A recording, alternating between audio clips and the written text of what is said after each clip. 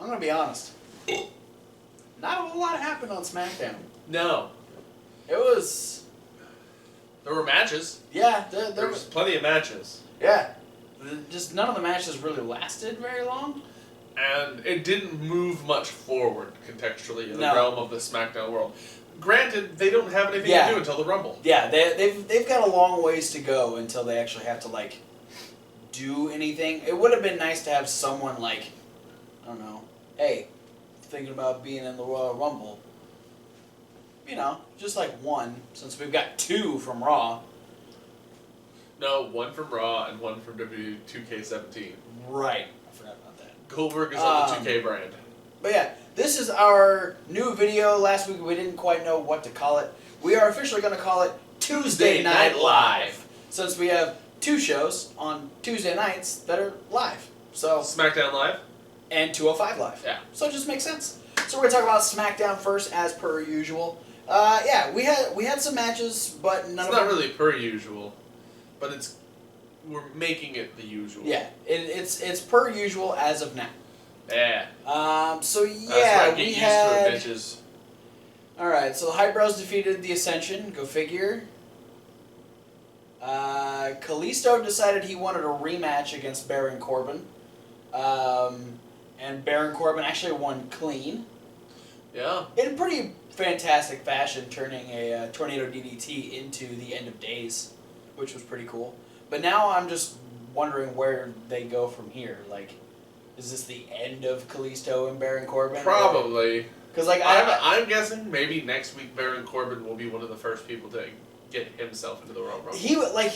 He's definitely the one I'm expecting to announce that he's in the Rumble first. So yeah, let's start moving forward with that. Chad Gable defeated Tyler Breeze in a fairly simple match with a rolling German suplex, which was pretty fucking fantastic. They have good chemistry. I enjoy their stuff. Yeah, they do. We were supposed to have a match between Carmella and Natalya, which didn't actually happen because Carmella just talked a bunch of shit about Nikki and Natalya, and then Natalya chased Carmella to the back, and then was confronted by Nikki, who just stared at her really angrily for about 20 seconds, and then walked away. And then Natty's like, "Oh, but she's lying." "Oh, you're walking away." I think you believe me. Keep walking. Keep walking. I understand. Keep walking if I'm in the clear. We're good? Okay. Alright, I'll see you later. We also had... This was kind of unfortunate that we already had Slater and Rhino getting their rematch for the tag team titles. Kind of surprised me it happened this fast. Yeah. Though, I mean, the match was good, though. It was our opening contest. And Slater was on fire. He decided he wanted to take on Orton and Wyatt at the same time, and he did a pretty damn good job. Slater and Fuego! Rhino wasn't as useful as he usually is in situations like this. He ended up getting taken out at the end with a... He went to go for a gore, or try to like do kind of a gore through the ropes on Wyatt, and Wyatt caught him with a knee to the face, and that took out Rhino. And Slater was caught up in the Sister Abigail, made a tag to Randy Orton, and instead of hitting the Sister Abigail, just kind of fed him right into an RKO with a little 45-degree turn. And the Wyatts retained the tag team titles. So where do the Wyatts go from here? Possibly against the Hype Bros, since that was the big thing between Hype Bros and Ascension. They kept talking about it. Ascension had a fucking awesome promo where they were totally stoked that the Wyatts were the tag team champions. They said that they will rise to power now that darkness has descended over the tag team division on SmackDown. And they got beat by the Hype Bros. Now darkness has fallen over the tag team division because Mojo Rawley is going to be getting a shot at the tag team titles. I'm going to be real here. If the Hype Bros fucking beat the Wyatts for the tag titles... You might lose your shit. In a bad way. Might is an understatement. Oh, okay. You definitely will. Yeah.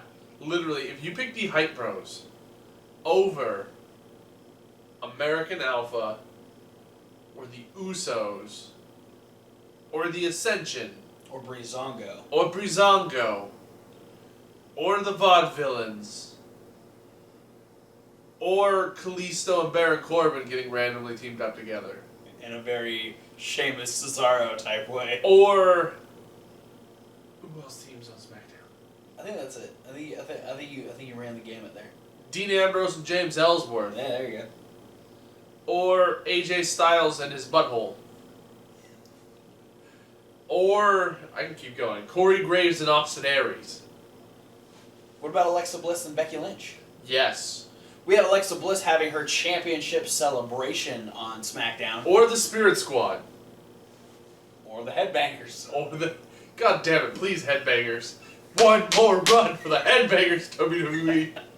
Yeah, Alexa Bliss got to go out and... she didn't get a whole celebration, really, because Becky kind of cut her off pretty quick. Yeah, what a sore loser. But she did get fireworks, which was cool. She got to bask in the glory a little bit, and then Becky came out and was just all up in her face, like, I don't want to wait any longer. I want my rematch right now. And Alexa was like totally down for it. Yeah, rematch, let's do it. And then she's like, "Oh, wait on my heel." Just kidding. She took off her jacket, dropped the belt. She's like, "Yeah, let's do this." No, never mind. And she bloop, out of the ring. Yeah, she walked away, and so Becky's pretty much saying that she got lucky on Sunday, and that there's only a matter of time before Becky takes the title back. Yeah, Becky with the good hair.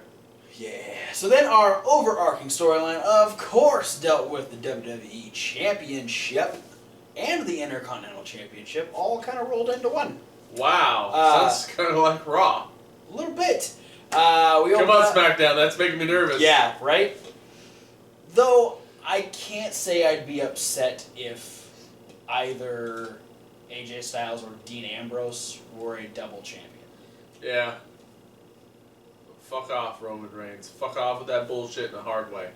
No, it just seems really sketchy to me that it's like, oh, hey, I didn't actually notice that until you said something. Former member of the Shield who's chasing after the WWE Championship. Yeah, the World Championship. World Championship. But also then gets a shot at the Intercontinental Championship. Yeah. Sounds a lot like Roman Reigns, who was a former member of the Shield, who is currently the United States Championship and is going to be getting a shot at the Universal Championship. Wow. Let's just be real. Both of them want to be Seth Rollins so bad. Because Seth Rollins has already done the double championship stuff. That's very true. He's already done it. He's done it. So I think it's a race to see between Dean and Roman who can be the first triple champion. Oh, you better knock on some wood, man, because WWE's going to be like, ooh, Roman Reigns with 3 titles? Blah! Yeah, let's fucking do it. Anyway, we open up with AJ Styles, who came out with a big old boot on his leg. We found out he had a slight ankle injury at TLC. He's talking about, he's like, some call it a travesty, some people call it a blessing. Let's take a look. And it's a picture of the hole in his tights from TLC. He goes, oh, what do you think I was talking about? This boot right here? So what? I've got to wear it for like a week? Who cares? I'm still the WWE World Champion, and it doesn't really matter. But unfortunately, that does stop him from defending his championship against James Ellsworth on SmackDown. Yeah. Who, if you saw Talking Smack after TLC, that was the reason he decided to shove Dean Ambrose off the top of the ladder. So Ellsworth comes out and does the usual like, is this just you trying to get out of the matches? Is it really that bad? You're ducking me, Styles. He was trying to Dean Ambrose him. It was the most pathetic attempt at being Dean Ambrose ever, and that made it slightly funny. It's just he's trying to punk out AJ Styles, and AJ doesn't give a fuck. No. He just kind of puts him in his place. He's like, you do realize that like everything you've done is because of Dean Ambrose. Like the only reason you're here is because of Dean Ambrose. And he's like, no, man, I totally got your number, blah blah blah. And then Dean Ambrose music hits. He's kind of calm, cool, collected, walking down to the ring, just gets right in, hits the dirty deeds on James Ellsworth and just walks away like everything's just totally cool. And AJ is losing it at ringside. He thinks this is the funniest thing he's ever seen. So then we saw Dean Ambrose again in the middle of the show when he was on Miz TV. Yeah. And Miz decides, gee, how many times have I been knocked out by Dean Ambrose on this show? Twice. I'm going to try and piss him off again. Going for the hat trick. Because the Miz. And so he, pokes at him, keeps bringing up the fact that he lost to TLC. He tries to give him a participation award. Well, he doesn't try, he actually gives it to him. That's true. Dean Ambrose says he wants to try and fit the entire thing down his throat. And that's Which would be impressive. And that's when Daniel Bryan comes out and goes, whoa. Let's calm down. I can see that, Dean, you're a little upset. So, you know what? How about we do Dean Ambrose versus The Miz, and let's make it for the Intercontinental Championship. Yay, says the crowd. And so we did. And that was our main event. We've seen Ambrose versus The Miz a couple times. Yep. Wasn't a bad match. Wasn't the best match in the world. Of course, I'm sure both of them are still a little beat up from Sunday. Yeah. So it's only 2 days out from them both being in pretty grueling matches. Grueling. It was good for just kind of oh, hey, we're gonna do this match now. Let's do it. But the big story was that Ambrose. What? Sorry. Ambrose was kind of clicking. He was getting close to possibly picking up a win, heading up to the top rope, and the referee was distracted with the Miz. Maurice ends up crotching Dean Ambrose up on the top rope. He ends up falling down. And then, just to suck up a little bit, we had James Ellsworth come out and go, what's going on? And tries to tell off Maurice. And then, he's trying to tattletale. Yeah. Gets Nobody likes a tattletale, you ass. Yeah, James. Yeah, you fucking James. Get the fuck off the apron. You and your fucking no chin. Yeah, because you're sitting there, you're distracting the referee. Get your chin and your Dean no Ambrose chin in people's has business. fucking Miz in a roll-up, and he could have won, but then the referee only gets 2, and then Dean Ambrose sees James Ellsworth you motherfucker. And he's goes what the hell? And goes off to try and hit him or shove him off the apron, ends up getting hit with a skull-crushing finale, and the Miz retains the Intercontinental Championship. So successfully in 36 hours time, 24. 48-ish. No. 2 days. Oh, okay, yeah. TLC, SmackDown. I forgot about Raw. James Ellsworth has now cost Dean Ambrose the WWE World Championship and the WWE Intercontinental Championship. Yes. And then stay tuned for our review of 205 Live, where we talk about how James Ellsworth screws Dean Ambrose out of trying to win the Cruiserweight Championship. Speaking of 205 Live, let's talk about that. Yeah! The second edition of 205 Live, we know that the rematch edition. Yeah, we know that our main event is going to be Brian Kendrick invoking his rematch clause, getting another shot at the Cruiserweight Championship. But our first match, we had the 205 Live debut of Noam Dar, and he'd be taking on Cedric Alexander. Yeah. This was, we have an issue with the way it ended, but the match itself was great. It sort of by default became my favorite match on the card. Yeah. Because of the fact that the other 2 matches on the card were 3-peats. Yeah, exactly. One of which was... actually both of them were 3-peats within the course of a week. Yeah, the second match. That's annoying. But yeah, no, the build in this match was great. The elevation of this match was great. Just because the whole story was Noam Dar is finally getting to play heel, and that works really well for him. And he was doing a great job of working over the arm of Cedric Alexander. Yeah, Noam Dar excels at the old school technique of the picking the body part. Yeah. And like manipulating it. And on top of that, like, you have Cedric doing all these things, and Noam Dar's able to kind of counteract all of these different things and get Cedric right back into the position that he wants in. Yeah, like the British courting hold. Yeah. Which is like the first time I think I've ever seen it on WWE programming. He did Cedric went for the handspring, and he ended up kicking the arm out from underneath. Yeah, him. Pentagon Junior style. Yeah. So, it was a great build to the end of this match.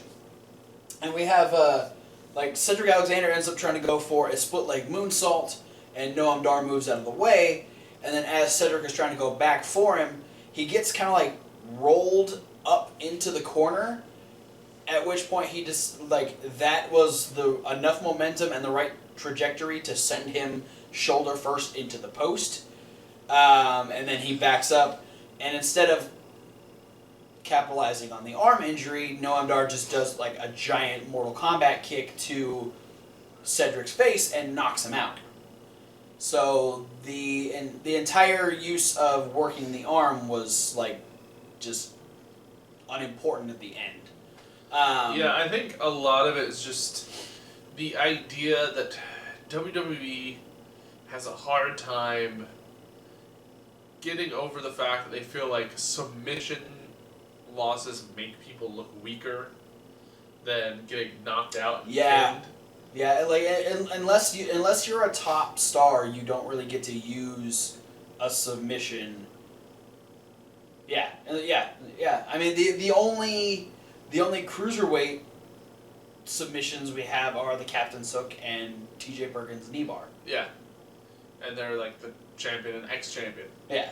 Or ex-champion and ex-champion. And that's another thing. So we did have Noam Dar decides to dedicate his win to Alicia Fox, who we actually saw before the match give Cedric a kiss on the cheek and say that she'll be watching the match.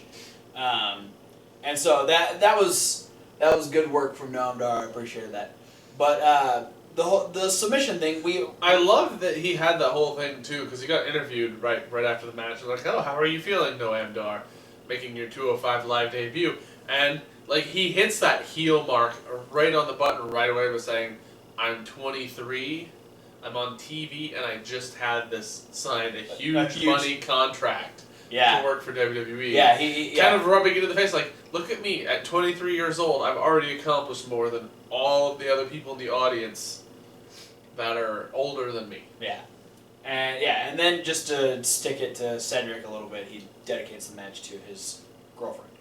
But yeah, going back to the submission thing, we talked about this is the three-peat here. We have the third match in the course of a week between Jack Gallagher and Arya Daivari. And Jack Gallagher, last week on 205 Live, we saw the little intro video saying that he uses the heel hook as his finisher, even though we've seen him finish every single one of his matches with a flying dropkick to the face. Yeah. I don't think I've even seen him use this move that he claims is his finisher in the 6, maybe 7 matches he's had in WWE. Regardless, yeah, it's kind of sad, but I also think that's another WWE getting in their own way.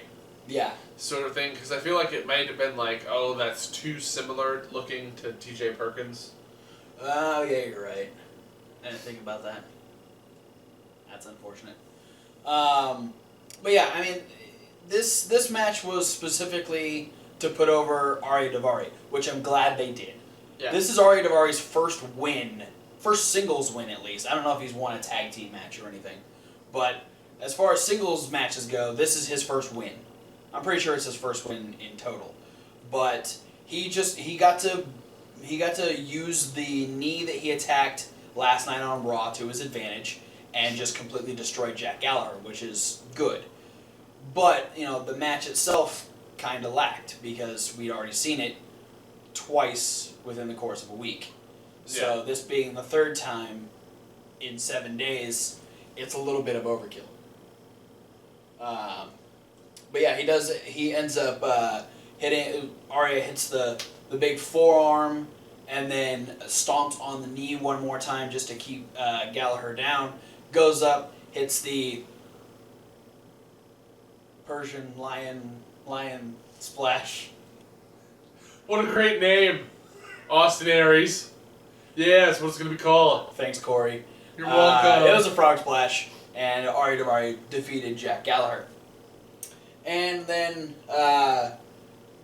Kendrick had a little pre-match promo here where he says, Rich Swann is a good kid, he's a good person, but he can go out there and dedicate his title win to his deceased mom, and that's nice for him. But when I win my championship back, I'm going to dedicate the win to myself. Yeah. Because that's who's most important to Brian Kendrick. So then we have Kendrick versus Swann. I believe this is a three-peat also.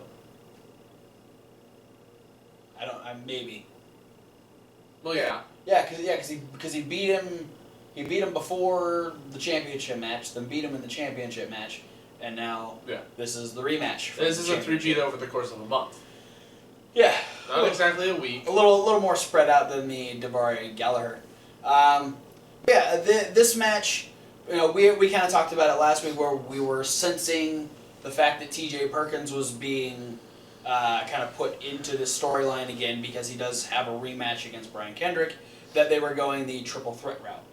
And that's pretty much what we ended up getting here because we had T.J. Perkins at ringside, and Swann and Kendrick had a great match. They had some fantastic spots in their match. But the focus was, hey, TJ, who would you rather face? Hey, TJ, what do you think about this? Hey, TJ, what do you think about this? And then once it spilled out to the outside, we actually had the moment where Kendrick gets shoved into... Yeah, interestingly enough, it seemed a little ployish to me by Rich Swann. Really? Because it looked very deliberate, in my opinion. I don't know. I thought it was more of a struggle thing, that it was just like he was... Well, he had Brian Kendrick from behind. Did he? And, I'm pretty sure he had him by one hand on the tights and, threw him at Brian, or at... See, I thought he was trying to send him into the table, though, not necessarily into Perkins. Regardless, he did end up going into Perkins, knocking TJ out of his chair, and then Swann gets back in the ring, and as Perkins gets back up, him and Kendrick kind of stare each other down like, what the fuck are you gonna do? No, what the fuck are you gonna do? But then I felt like they felt like there was that moment of we're gonna fight because we don't like each other, we just ran into each other, and then there was that moment where Brian Kendrick's like, well, I didn't mean to do it, and TJ Perkins like, yeah, it was kind of an accident, so just do your match, and maybe we'll fight after. Kendrick's like, alright, that's cool, he gets in, ends up getting a rich kick, and Rich Swann retains the Cruiserweight Championship. But if you watch this match, go back and replay about 8 times, the sound of when Brian Kendrick boots Rich Swann while they're standing on the apron. And compare it to when Rich Swann then shoves Brian Kendrick into the post. They sound very similar. Very similar sounds. The one of the boot from Kendrick to Swann reminded me a lot of Shane McMahon's head hitting the concrete in the King of the Ring Kurt Angle match. Yeah, bouncing off the glass window. Yeah. But then we had Kendrick... It had that same gross heads shouldn't make that sound. We had Kendrick and Perkins actually fight at ringside. Kendrick eventually getting the advantage and is just putting the boots to Perkins, so Swann comes back down to try and break it up, try and save TJP, and as he's pulling Kendrick off, Perkins gets back up, and Kendrick moves out of the way just in time for Rich Swann to eat a super kick from TJ Perkins, and then Swann gets hurled into the barricade himself, and... Perkins. That one. And then Brian Kendrick actually kind of walks over and sees the championship that Swann dropped on the way back down to ringside. Looked like he was going to pick it up, but we kind of cut off before we actually found out what he was going to do. Yeah, we had to hurry up to get over to 205 Live. Talking Smack. Get out of 205 Live and go to Talking Smack. We could have waited a couple seconds just to see what he was going to do. Yeah, we'll probably find out what he did next week on Network. You're all network shows you can share. Yeah. It's not like you have a time crunch or anything. It's not like you have stuff in your nose. What? That's it for Tuesday Night Live. Thanks for watching, guys. Don't forget to like and comment and subscribe and tell us how awesome the new name of our show is. Yeah, let us know how you feel about it. If you want us to change, if you have a better idea, post down in the comments. But click all the links down there that send you all of our social medias. You can also check out this review along with Indie News, Raw Review, and the upcoming midweek wrap-up all in podcast form over at SoundCloud.com. Yeah, there's that link for SoundCloud down at the bottom. Exactly. But you can check all of our videos out, including our video-exclusive TLC review in the playlist just on the other side of Kevin Hawk, or if you're watching on mobile, it's down below us Absolutely. or the video. You can also get extra videos over on Reasonable Wrestling Fans. That's reasonable with a W. Like wrestling, where you get to see me eventually get chopped by a professional wrestler or wrestlers, now that I'm getting chopped 3 fucking times. I'm aiming for one different guy per chop. That way, so nobody gets hand fatigue.